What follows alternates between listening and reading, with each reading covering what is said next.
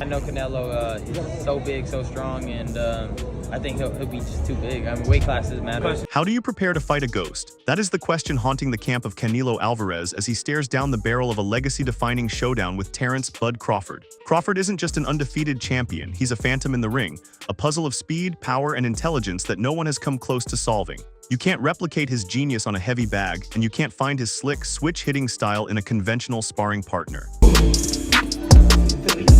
Yeah, it feels good. It feels good for your chest, baby. To prepare for a fighter this perfect, you have to find a way to simulate his most terrifying asset, his blinding, otherworldly speed. And so, Canelo made a decision born of pure, cold, strategic necessity. He sought out the one fighter in the world whose raw hand speed is a force of nature in itself. He brought in the man he once publicly shamed for a lack of discipline to be his most crucial training tool. The reason Canelo Alvarez is training with Ryan Garcia is that to catch a ghost, you first have to learn to fight lightning.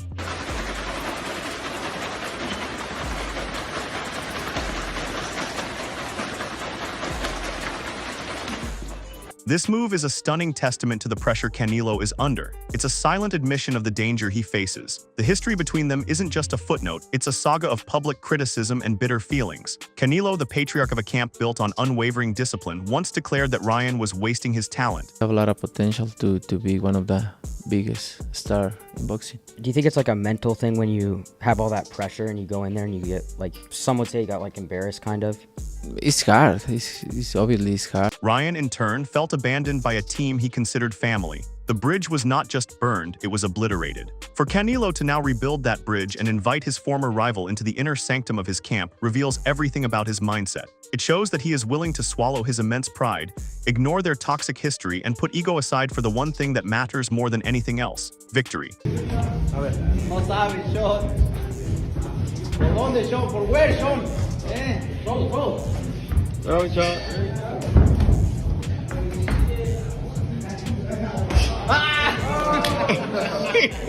This isn't a reunion of friends. It is a calculated alliance, a pragmatic and ruthless decision made by a king who knows his throne is under siege. The news didn't just break, it shattered expectations. For a moment, the boxing world collectively held its breath, certain it was a rumor, a fabrication designed to generate hype. But then came the confirmation, followed by grainy photos leaking from the high-altitude training camp in Lake Tahoe.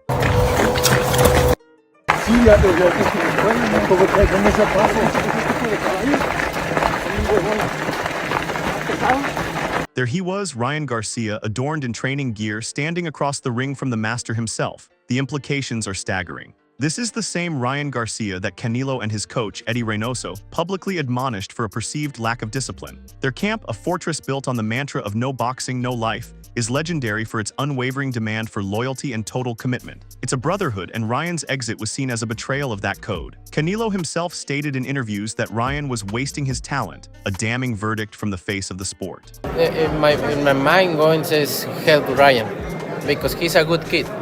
He's a good person. You need to help him, and the people around him need to help him. So I feel a little sad for him. For Canelo to now welcome him back isn't just forgiveness, it's a strategic decision that must have been born from absolute necessity. It signals more than any interview ever could the immense level of respect Canelo has for the threat that Terence Crawford represents. He is willing to swallow his pride and work with his rival because he knows that to beat a fighter like Crawford, he needs something that almost no one else on earth can provide.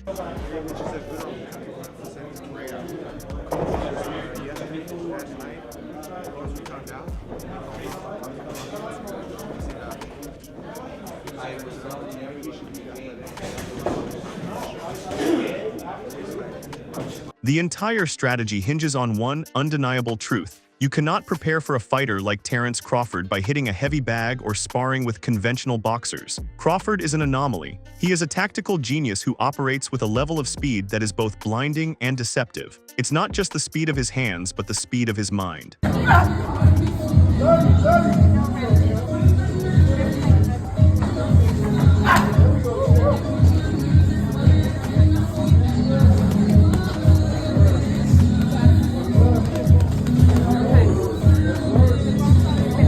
processes information in the ring faster than his opponents, allowing him to switch stances from orthodox to southpaw seamlessly, disrupting their rhythm and creating openings they never see coming. His dismantling of the previously undefeated elite champion Errol Spence Jr. was a masterclass in horror. He didn't just beat Spence, he systematically broke him down, making a great fighter look utterly ordinary. He walked him into perfectly timed counters, battered his body, and showed a killer instinct that was terrifying to behold. That is the puzzle Canelo must now solve. Canelo's really good. Really good. But I think Crawford is special. I know he hasn't fought the resume everyone wants, but you have that or you don't have that ingredient. I think he has it. Who can hit you with power from any angle at any moment. You have to find someone who can simulate that chaos, that speed, that explosive energy. You need a sparring partner who possesses a rare God-given attribute that can mimic the very thing that makes Crawford so dangerous. And in the entire landscape of modern boxing, when you talk about pure, unadulterated hand speed, one name explodes into the conversation: Ryan Garcia.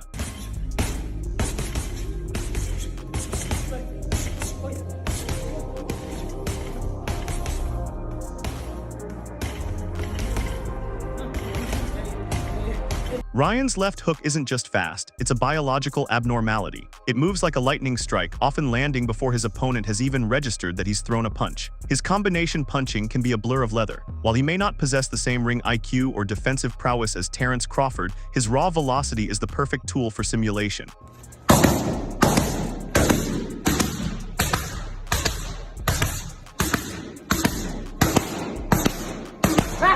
Canelo isn't trying to fight a Ryan Garcia clone, he's using Ryan's freakish speed to calibrate his own internal computer. He is conditioning his eyes, his head movement, and his reflexes to operate comfortably inside the hurricane of a high-speed attack, so that when he finally steps in with Crawford, the pace won't feel foreign. It's a brilliant, pragmatic, and utterly ruthless piece of strategic planning.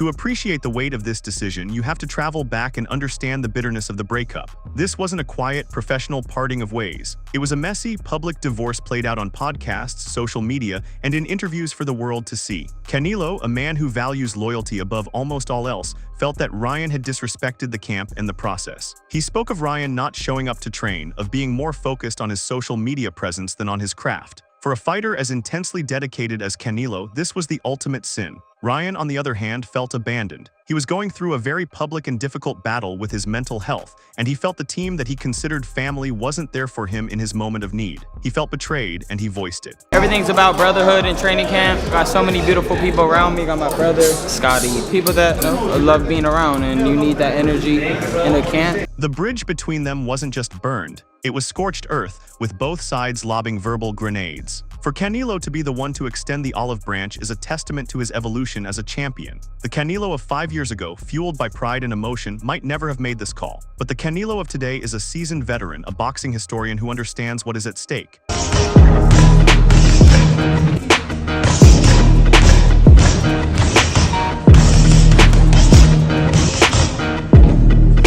He has faced loss against Floyd Mayweather and Dimitri Bivol, and those defeats taught him valuable lessons about preparation and the necessity of leaving no stone unturned. He understands that to secure his legacy, he must be willing to put everything else aside, pride, ego, and personal history included. Inviting Ryan back into the fold is a silent admission that the mission is more important than the man. It's a move that shows a surprising level of maturity and a chilling dedication to victory. It forces us to ask ourselves, could we collaborate with someone who had publicly criticized us for the sake of a common goal?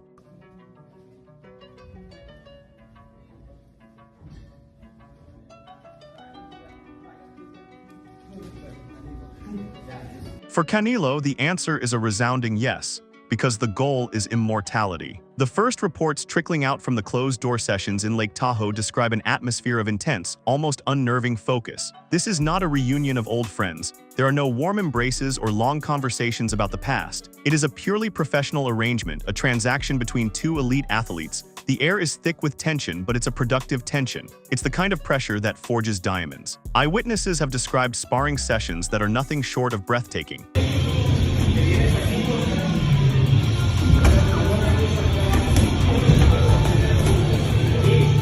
Ryan, perhaps motivated to prove his worth to his former mentor, is reportedly coming at Canelo with everything he has. He's throwing his signature explosive combinations, testing Canelo's legendary head movement and chin. He is forcing Canelo to be sharp, to be alert, to be perfect in his defense. In return, Canelo is giving Ryan an education that money cannot buy. He is showing Ryan what it's like to be in the ring with a master of pressure and timing. Canelo's defense isn't just about slipping punches, it's about creating offensive opportunities. With every flurry Ryan throws, Canelo is making subtle adjustments, finding tiny windows of opportunity and landing his own thudding counters.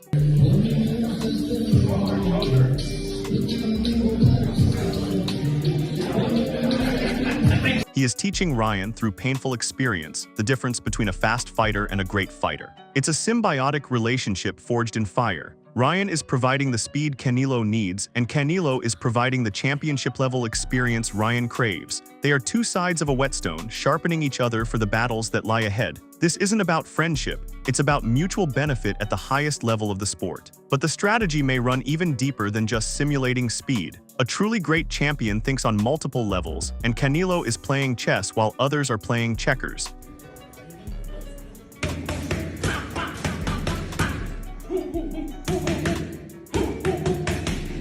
There is a hidden purpose to these sparring sessions, a specific weapon that Canelo may be perfecting. To understand it, we have to look at Ryan Garcia's most devastating loss. Against Gervonta "Tank" Davis, Ryan was looking sharp and fast, but he was caught with a perfectly timed, brutally efficient counterpunch to the liver that sent him to his knees, unable to continue. That single punch exposed a potential vulnerability in his aggressive, speed-based style. Now consider Terence Crawford. Crawford is a phenomenal, patient, and vicious body puncher. It is one of the most potent weapons in his arsenal. I'm going with Terence Crawford, you know. Big weight jump, a dangerous fight, but somebody's got to prove to me that they can break Terence Crawford's will and that he can't figure it out against you. You know, it ain't no disrespect toward Canelo, but he is a master at breaking down an opponent's will by attacking their torso, draining their gas tank, and setting them up for the finishing blow. Is it possible that Canelo is using Ryan for more than just his speed? Is he using Ryan's specific offensive patterns, the same patterns that left him open against Tank Davis, to perfect his own counter body shot? Imagine the scene in sparring. Ryan lunges in with his lightning-fast left hook, and Canelo, instead of just slipping it, practices drilling a perfectly timed counter to the liver over and over again.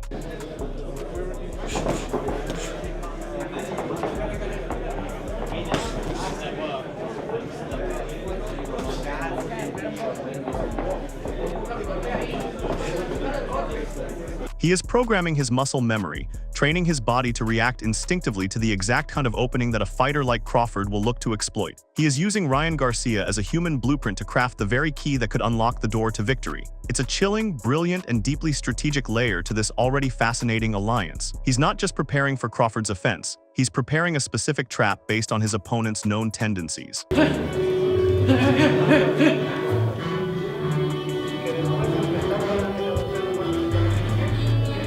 While the primary focus is on Canelo, we cannot ignore what this means for Ryan Garcia. For him, this is far more than just a high-paying job as a sparring partner. This is a golden opportunity for redemption. After the loss to Tank Davis, followed by more public disputes with his promotional team, the narrative around Ryan had soured. Many critics dismissed him as a social media fighter. People have Ryan under this microscope and hate on him again for like the social media side of things, and it's bizarre. And he's a young kid who's getting better at his craft and had the balls to make the biggest fight. A boxer with immense popularity but questionable substance when faced with elite competition. They questioned his heart, his dedication, and his ability to handle adversity. By accepting this role, Ryan is silently and powerfully answering all of those critics. He is stepping away from the spotlight and into the shadows of a grueling training camp. He is dedicating himself to the grind, submitting to the discipline of the very camp he once fled.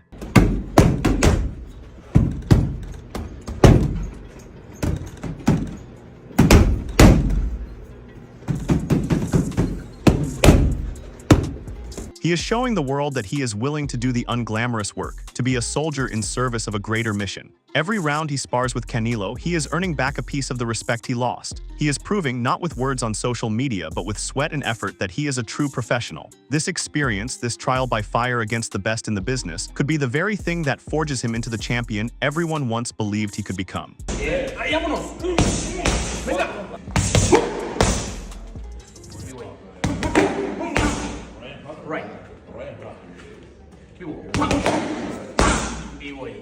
1, 2. Esa mera. Combination. It is a humbling process, but it may be the most important step of his entire career. He is learning firsthand what it takes to operate at the absolute pinnacle of the sport, an education that will be invaluable when he steps back into the ring for his own championship pursuits. And so, as the days tick down to the monumental clash between Canelo Alvarez and Terence Crawford, the boxing world is left to ponder the implications of this unthinkable alliance.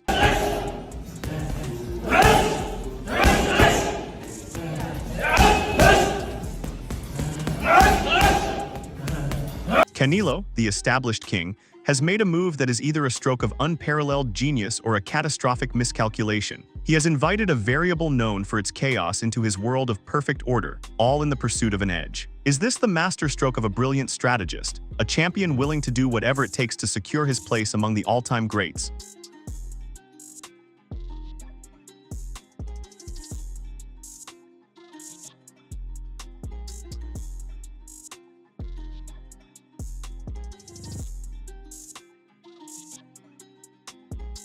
Is he using Ryan Garcia as a precision tool to perfectly prepare himself for the fight of his life? Or is he playing with fire, bringing an unpredictable variable into his camp at the worst possible moment, risking a disruption that could derail his entire preparation? The answer remains hidden behind the closed doors of that mountain training camp. Don't get me wrong, okay? He's a good fighter, a great fighter. I always say before I see him calling me out and want the fight and everything, I say before he's a great fighter. But if you look at his career, mention one elite fighter. Just mention me one elite fighter. We, the spectators, can only wait and wonder. The truth will finally be revealed under the bright lights of the arena when the first bell rings and Canelo Alvarez's legacy hangs in the balance. Hit that subscribe button on Knock Radar for exclusive fight rumors and the real stories behind boxing's biggest moments. Drop a comment below, we want to hear what you think.